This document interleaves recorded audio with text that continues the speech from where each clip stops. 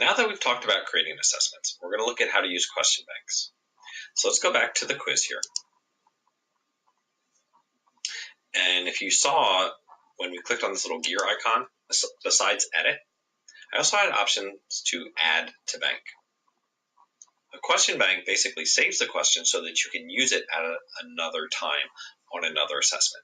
So let's say you're doing chapter tests throughout the year and you need to create a midterm or a final. A question bank would be really useful so that you don't have to reinvent the wheel. You have all your questions from all your chapter quizzes and you can just pull in the ones you want. So if I click on add to bank, it's going to ask me which bank do I want to use. Now, if you've not created a question bank, you're going to click on New Question Bank, give it a name, and indicate where you want it to go. So if you click on Collection here, if you click on Home, this will allow you to create a folder that you've created within your course. Mine's called Question Bank, so I'm going to click on the Question Bank. That's the name of my folder that I created before this. And I click on Add Question.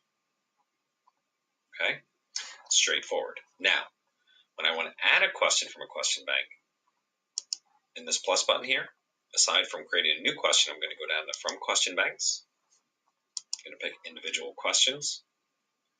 Go to that folder that I had created before called Question Bank. Open it up.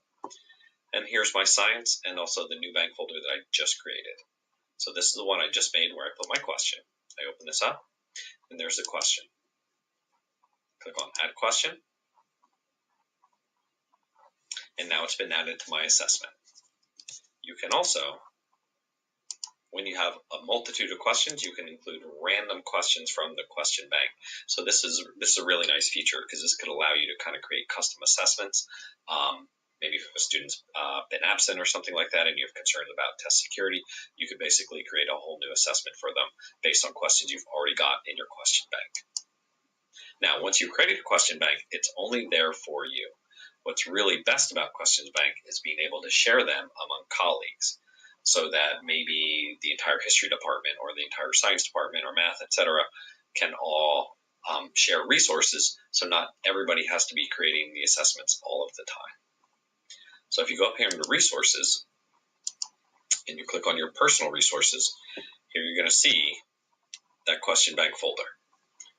Over here on the right, looks like a little bookcase here. It says Share and Public Resources. If you click on this, you need to give it a public title. I'm just going to give it Question Bank, and maybe I'll put in some identifier so that my other colleagues can find it. That this is a DASD Science Bank. Indicate what level it might be for, what resource type it is, and give it a label. Then make it public. Now, my colleagues, when they go into resources, they can search for it.